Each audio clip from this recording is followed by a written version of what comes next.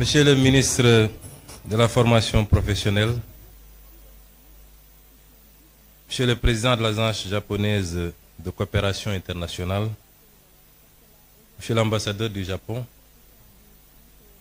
Mesdames, Messieurs les représentants des missions diplomatiques, Monsieur le représentant résident de l'Agence japonaise de coopération internationale, Monsieur le président du conseil d'administration du Centre de formation professionnelle et technique Sénégal-Japon, Mesdames, Messieurs les directeurs généraux, les directeurs nationaux et directeurs de société, Mesdames, Messieurs les représentants des organisations patronales et des travailleurs, Monsieur le directeur du Centre de formation professionnelle et technique Sénégal-Japon, Mesdames, Messieurs les membres du corps enseignant et du personnel administratif, chers élèves et étudiants, Mesdames, Messieurs, je suis venu aujourd'hui représenter Son Excellence, Monsieur le Président de la République, à cette cérémonie.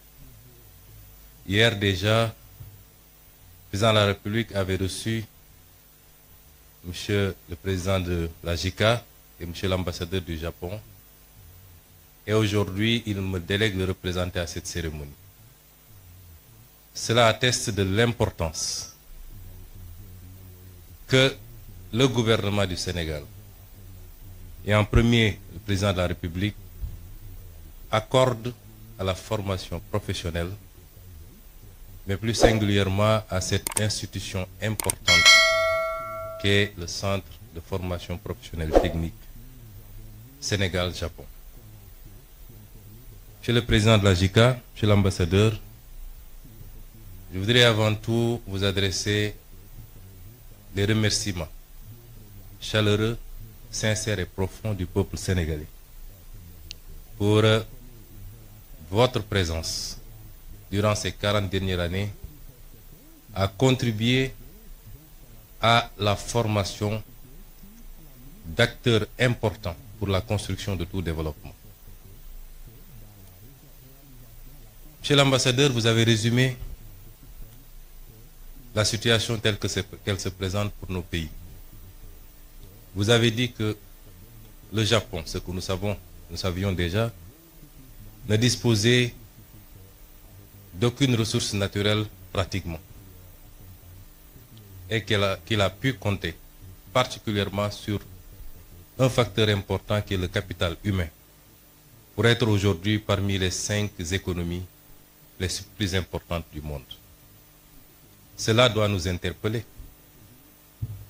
nous, Africains et nous, Sénégalais, puisque nous disposons d'énormément de ressources naturelles, du pétrole, du gaz, du zircon, des ressources halieutiques, des terres arables, de la ressource solaire et halieutique en abondance. Nous n'avons pas un climat hostile, nous n'avons pas des hivers extrêmement durs. Nous ne sommes pas confrontés à certains problèmes géographiques ou des problèmes liés à un certain nombre de phénomènes tels que les tremblements de terre, les cyclones, les tsunamis et toute autre catastrophe naturelle qui dévaste souvent un certain nombre de pays, et particulièrement le Japon. Et qu'est-ce qui justifie dès lors que nous soyons là où nous en sommes et que le Japon en soit là où il en est? C'est cette problématique qui nous interpelle quand j'étudie le modèle japonais, quand j'observe le modèle japonais. Et la réponse se trouve simplement en 2 ou 3 choses. Le développement doit être porté par un leadership éclairé, patriotique et intègre. Le développement doit ensuite être porté par des ressources humaines de qualité qu'on doit former, ce qui nous réunit aujourd'hui ici. Mais le développement, c'est aussi un état d'esprit. Et tout à l'heure, on nous a présenté l'esprit Kaizen, qui est un esprit dont nous devrions nous inspirer, qui renvoie à la discipline, à l'organisation et à la fixation sur les objectifs qu'on s'est assignés. Et notre gouvernement, justement, Monsieur l'ambassadeur et Monsieur le Président, veut lever ces défis. Les modèles de développement qu'on nous a présentés ou qu'on nous a appliqués jusqu'à présent ne pourront jamais développer nos pays. Donc c'est la fin de l'ère de l'endettement inconsidéré pour venir investir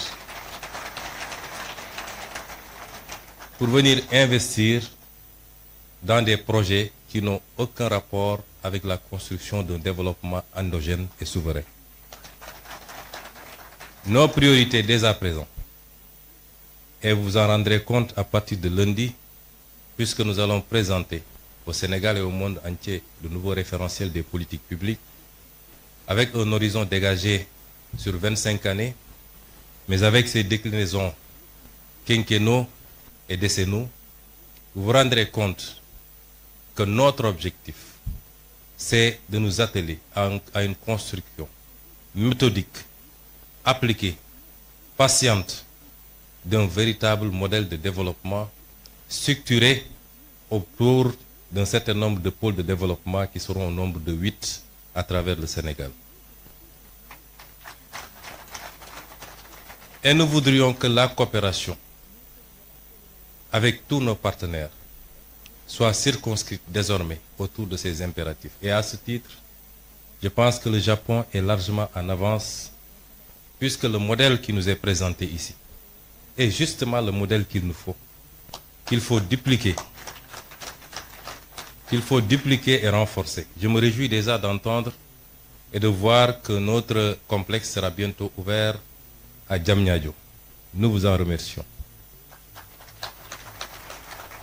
Mais il est souhaitable, toujours avec la coopération japonaise, que nous puissions ouvrir autant de complexes, à défaut de le faire dans toutes les régions, du moins dans les 8 pôles de développement, pour accroître la chance de tous les Sénégalais, les jeunes Sénégalais, de pouvoir bénéficier d'une formation de qualité chez eux et de pouvoir contribuer localement à construire le développement endogène au niveau local, d'abord au niveau des pôles, puisque c'est la somme des résultats obtenus en mettant en compétition les 8 pôles qui nous permettront d'avoir un résultat appréciable au niveau national. Et dans ce sens, je voudrais rassurer les partenaires. Oui, le modèle japonais est l'idéal pour nos pays. Nous préférons qu'on nous apprenne à pêcher plutôt que de continuer à nous offrir du poisson. Le transfert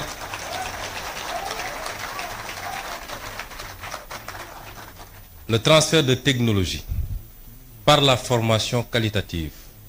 Tout à l'heure, nous avons visité les ateliers et nous nous sommes rendus compte que déjà, beaucoup de choses peuvent être usinées ici et produire la même qualité qu'ailleurs, avec l'aide et avec la coopération du Japon.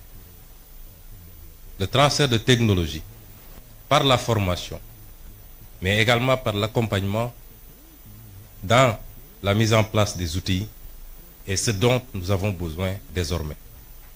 Et c'est pourquoi j'engage le gouvernement du Sénégal, nous l'avons dit lors du dernier Conseil des ministres, que nous allons renforcer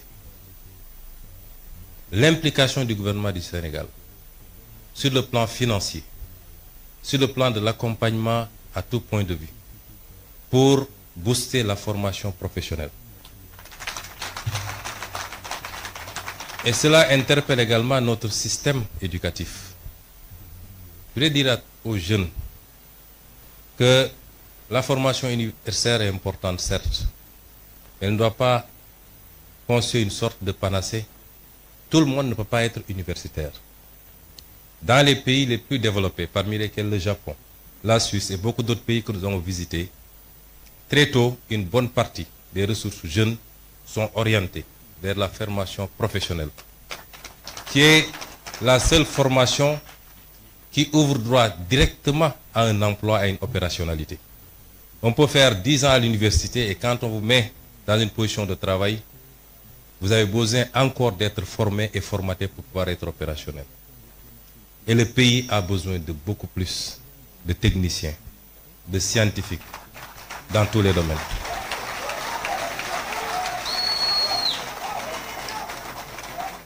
Et c'est pour rassurer également les élèves étudiants que nous ferons le nécessaire avec tout l'accompagnement qu'il faut pour que vous puissiez pousser le plus loin possible, notamment le cycle d'ingénierie,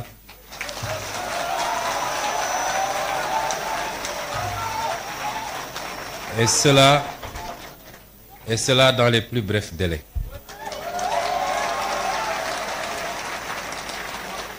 Je ne voudrais pas être long dans ce discours. Je voudrais simplement dire au peuple sénégalais, au-delà des félicitations à nos partenaires japonais, parce que tout ce qu'ils ont fait,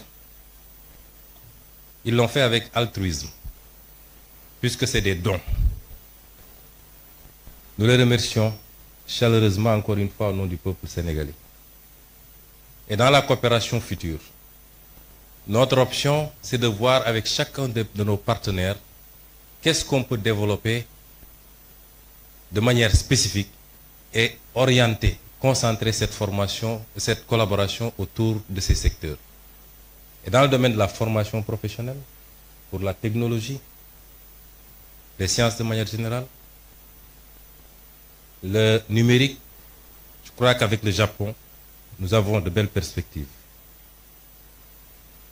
Mais ce que je voulais dire au peuple sénégalais, pour conclure, c'est qu'un peuple ne se développe que par lui-même.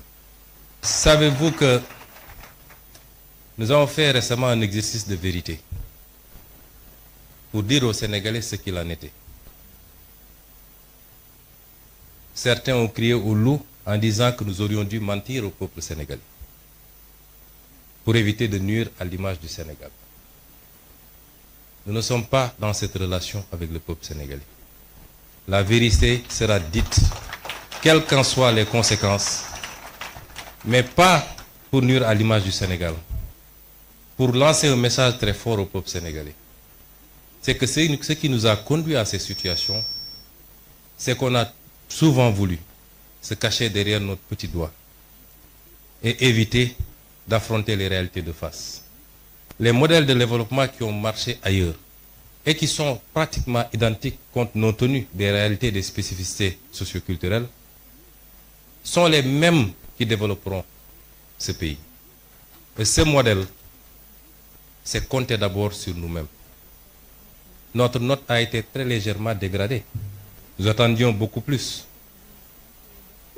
Pourquoi? Parce que même sur le plan international, les partenaires ont salué l'exercice de vérité. Mais si notre note a été dégradée après, notre développement ne dépend pas du financement international. Il dépend de nous, de nos capacités à nous fixer des objectifs, à mobiliser toutes les ressources endogènes. Et Dieu sait qu'on n'en a pas mobilisé encore le 5e. Et seulement, mais alors seulement, toute aide internationale, encore que c'est rare de parler d'aide, puisque c'est souvent des dettes, viendra simplement en complément. Et ce message, nous devons le comprendre parce que si aujourd'hui le Japon, qui n'a aucune ressource naturelle, qui a vécu ce qu'elle a vécu lors de la Deuxième Guerre mondiale, a su en être à ce niveau, c'est parce qu'il a appliqué cet esprit, ce modèle, cette combativité, ce don de soi pour sa patrie, mais cette croyance fondamentale en lui-même et en son peuple. Je vous remercie de votre aimable attention.